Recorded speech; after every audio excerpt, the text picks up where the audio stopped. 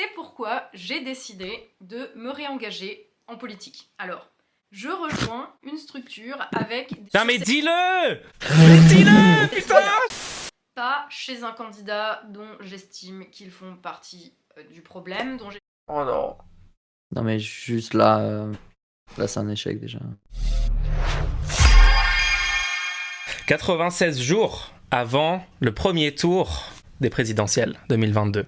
D'ailleurs, Avant la pourquoi primaire on a- qu'on souhaite populaire. Tatiana Ventose a publié une vidéo intitulée « Marre de ce cirque, je reviens en politique ». Bonjour. Je vais peut-être commencer par ce qui a été difficile à finir, à savoir l'année 2021. Ça va être horrible à dire, mais j'arrive à une étape ou à un moment de mon travail où j'ai de plus en plus de mal à trouver du sens à ce qui se passe. J'ai vraiment l'impression que le monde s'est emballé dans une espèce de... En fait, si elle n'arrive pas à trouver du sens à ce qui se passe, c'est peut-être que sa grille de lecture du monde est pas assez... permet pas de comprendre assez les phénomènes qui arrivent aussi. Moi, par exemple, les évolutions de 2021, la pandémie... les problèmes de gestion et tout, j'arrive avec mon analyse politique à moi, ma grille de lecture de gauche, en analysant le capitalisme, les intérêts de la bourgeoisie, des travailleurs, etc., les rapports économiques entre les pays, j'arrive à comprendre en quoi c'est cohérent, par exemple que les brevets sont pas levés, etc. Enfin, j'ai pris l'exemple des brevets, mais on pourrait faire ça sur tous les sujets, mais elle, juste le fait qu'elle est en mode j'ai plus aucun repère, j'arrive pas à expliquer le truc, ça montre aussi, à mon avis, son manque d'analyse cohérente des phénomènes politiques, quoi. Non ? Bah, c'est surtout que si tu t'obstines à regarder que les problèmes et à jamais regarder les possibles solutions, parce que c'est ça que j'ai l'impression qui est fait à chaque fois que je regarde du contenu de Tatiana Ventose, bah oui, tu termines à te dire, oh, il y a que des trucs horribles et il y a aucun moyen d'y arriver, et je pense que c'est ça qui l'amène à dire qu'elle trouve aucun sens. On est à 4 mois de l'élection la plus importante de notre système politique. Et oui, je suis désolée pour ceux à qui ça ne plaît pas, l'élection présidentielle, malheureusement, bien heureusement, c'est l'élection la plus importante à l'heure actuelle de notre Je suis d'accord avec système politique, elle sur une chose déjà, c'est c'est cool. cette élection qui permet de faire infléchir, de changer la ligne politique. Je rallie Poutou. Non, J'ai envie de faire une prédiction. bah, déjà, ce serait impossible que ce soit Poutou, puisque Poutou, clairement, elle, il veut pas gagner, genre, c'est clair. Or, elle est en train de dire que c'est l'élection la plus importante, donc ce serait qu'elle n'ait même pas essayé de comprendre ce qu'était Poutou, et elle ferait pas une telle annonce si c'était juste un truc de surface comme ça. Rien ne se dégage. Il n'y a pas de projet, il n'y a pas d'horizon, il n'y a pas de programme cohérent. Je parle vraiment là d'une vision pour la France, de quelque chose de cohérent, Là, c'est constructif, qui se pas tient. logique, ça. Pas, on va promettre tel truc à telle communauté, ils seront contents, ils voteront pour nous. Puis à telle communauté, on va leur promettre quelque chose aussi, ils voteront pour nous. C'est pas grave si c'est contradictoire avec ce qu'on a promis à la communauté X juste avant. Enfin voilà, je veux dire, il n'y a plus de... Genre, Qui donne un dit ça ? exemple. Qui fait ce Qui genre de dit choses ? ça et c'est quoi genre donne au moins qui un fait ce genre exemple. de choses. Peut-être il y aurait la promesse d'Anne Hidalgo de doubler les salaires des enseignants, qui serait pas logique avec le fait d'avoir une économie viable. Mais bon, ça c'est pas une communauté contre une autre, donc ça marcherait même pas. Il y aurait peut-être le délire de l'extrême droite de virer des gens de leur pays alors que eux-mêmes sont des Français, donc ça n'a aucun sens.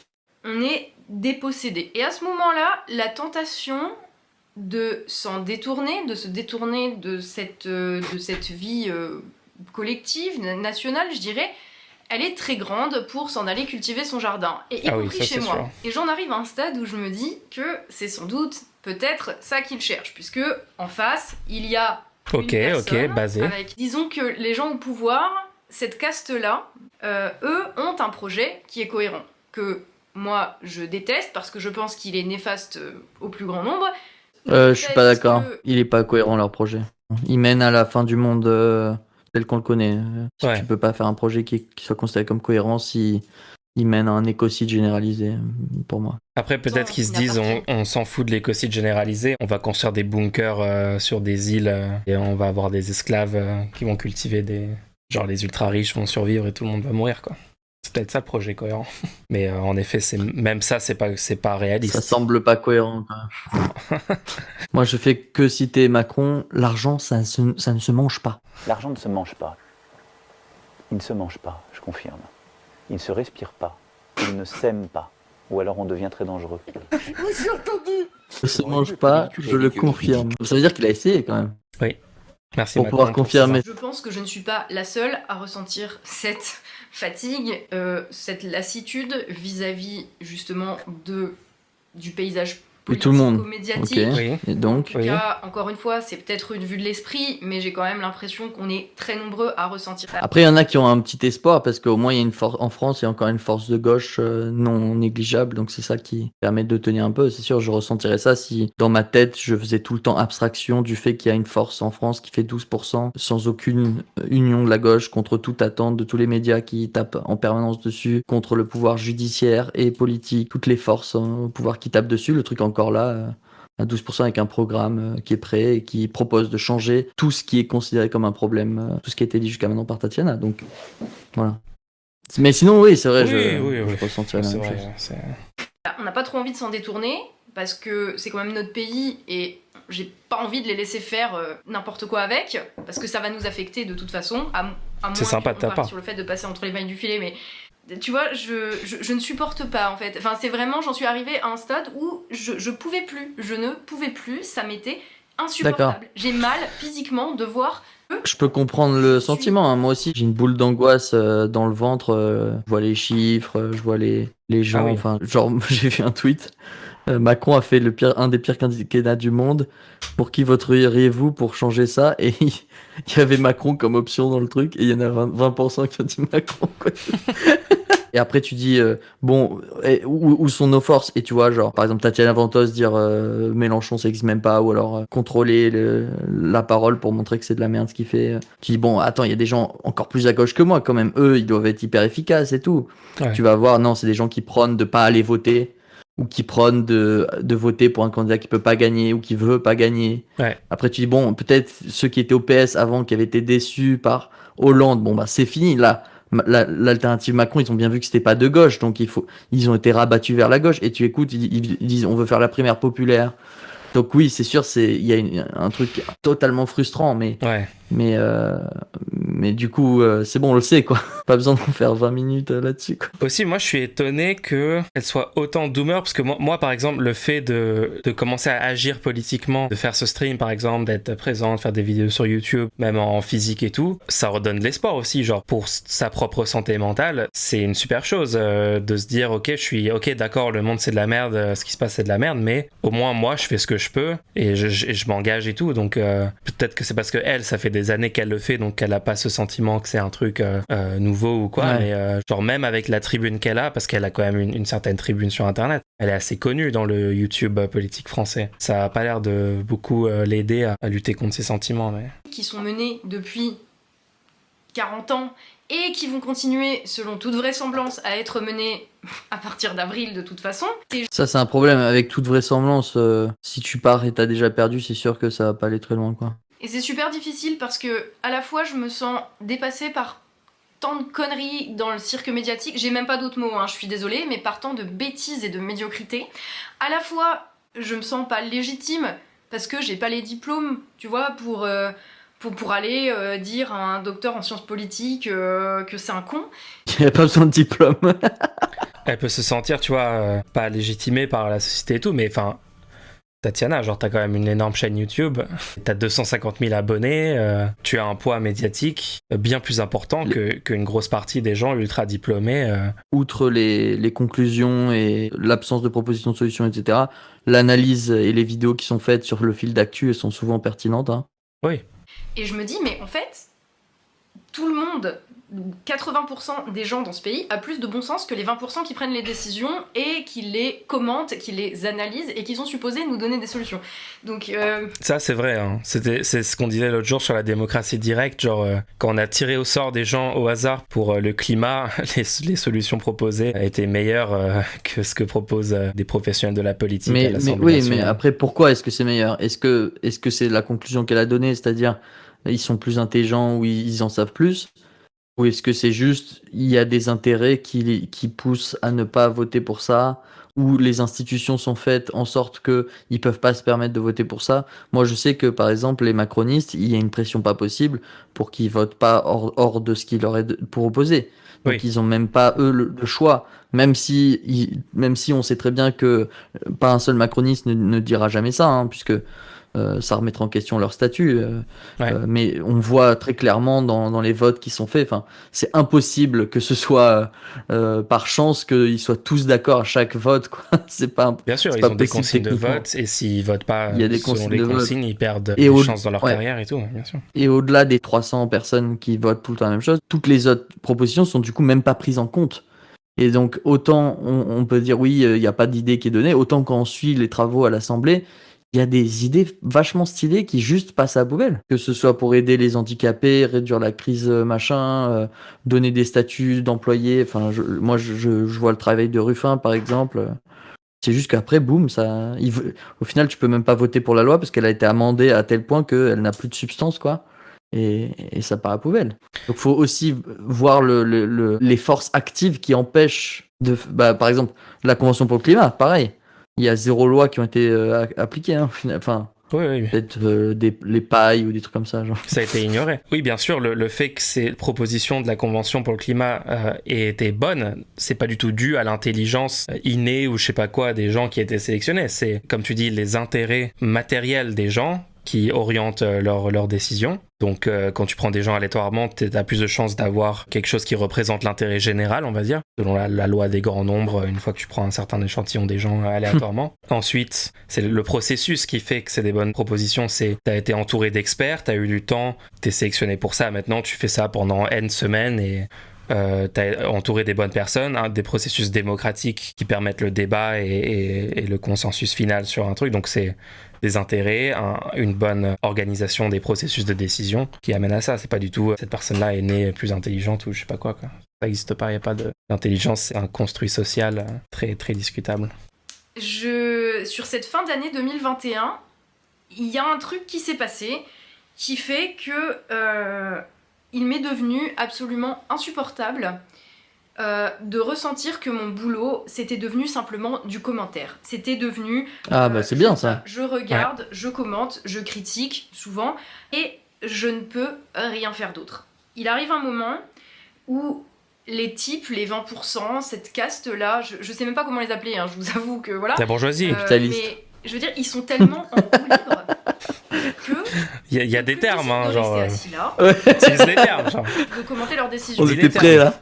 Je veux dire, il n'empêche que ceux qui sont supposés informés ne le font plus, et personnellement, j'ai pas les moyens techniques ni financiers de tous ces gens qui me semblent avoir en grande partie, en tout cas, oublié leur vocation première. Ça, c'est pas une bonne analyse des problèmes dans les médias. C'est pas qu'ils ont oublié leur vocation, c'est que s'ils donnent pas des infos qui vont dans le sens des actionnaires, ils sont virés. C'est beaucoup plus matériel que ça. C'est pas une question de « Oh merde, j'ai oublié !» Peut-être tous leur vocation, il y a peut-être aucun journaliste qui s'est fait corrompre.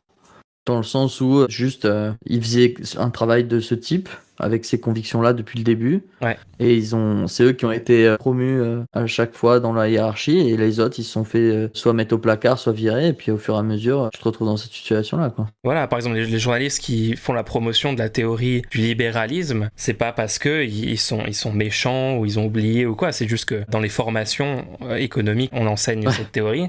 Ouais. Donc eux, ils ont été éduqués pour penser que les solutions aux problèmes économiques, c'est les solutions libérales. Donc ça améliore le monde pour eux, ce qu'ils sont en train de proposer. Et ensuite, ils sont embauchés. Bien sûr, il y a ceux qui ont les théories qui profitent aux intérêts des actionnaires des entreprises de médias, qui sont gardés dans ces structures. Et sinon, ils sont virés. Hein. À chaque fois que Bolloré rachète un média, il vire tous ceux qui lui plaisent pas. Tout ça, c'est extrêmement documenté.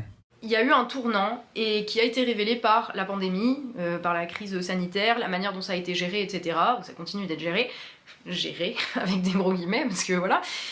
Oui.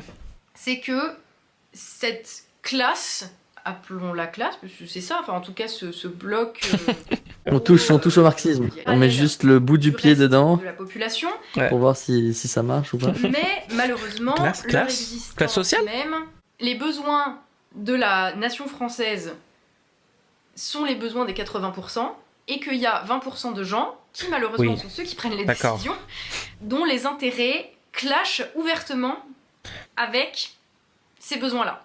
En vrai, Donc la son question, analyse va c'est dans le qu'est-ce bon qu'on fait ? sens. Parce que Et c'est juste, c'est pas commence, hein. C'est depuis le début du capitalisme, au moment où Ouais. tu demandes plus d'argent que ce que tu produis, bah il y a un intérêt qui clash. Mais bon, si on passait juste sur ça, on va un peu plus loin. On dit bah sur le climat, dès qu'on a eu les premiers rapports en 70 et qu'ils les ont cachés, Ouais. ça clash littéralement avec les intérêts des gens, puisque tu es en train de avoir des externalités négatives non payées. C'est-à-dire tu es en train de polluer le monde, donc faire du mal à tous les autres membres de la population. Et en faisant tout pour dire cacher que- le fait que ça existe. Oui, c'est ça. ces 20% travaillent contre l'intérêt de la nation et que il n'y Tatiana a rien Je suis prêt à être hyper déçu, hein, perso.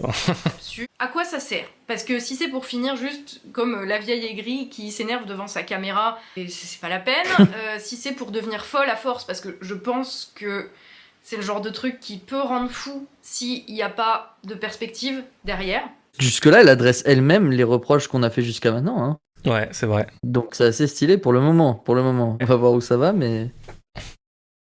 Je continue comme je J'ai crois que un j'ai tout besoin petit d'être espoir, utile. mais... J'ai je besoin crois d'être utile à mon pays. Il y a des gens qui sont très bien et qui se retrouvent dans leur rôle de commentateur et j'ai rien du tout à dire sur Non, attends, faut pas qu'on ait trop d'espoir. Descendons un peu en espoir, parce que sinon on va se prendre une grosse claque. Elle va dire il faut que personne vote pour que le système soit plus légitime.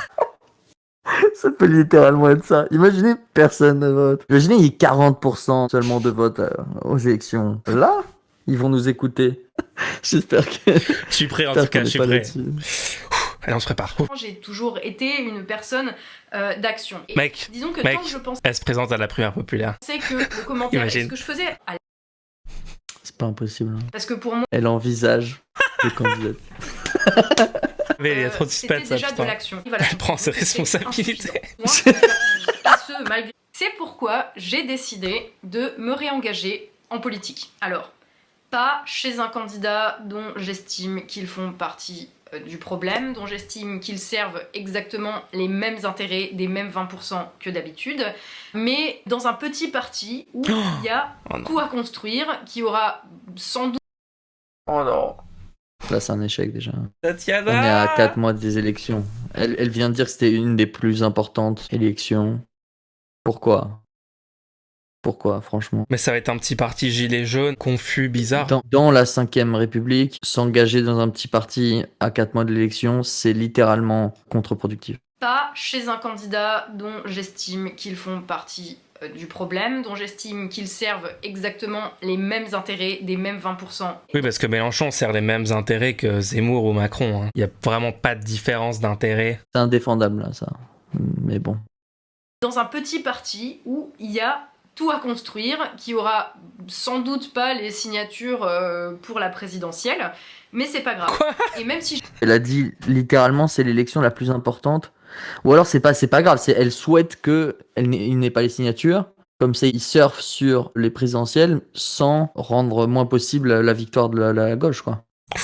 Ah ouais, ça serait big brain. Hein. Si son petit parti devient aussi populaire que LFI, elle va le quitter pour rejoindre un autre. Non, elle dit littéralement que la France Insoumise défend les intérêts des 20% les plus riches. Je pense que n'importe qui lit le programme La Vie en commun peut en tirer la même conclusion, à mon avis. Clairement. j'ai beaucoup de choses à redire sur ce parti, sur la manière de formuler les trucs, etc., leurs valeurs me parlent.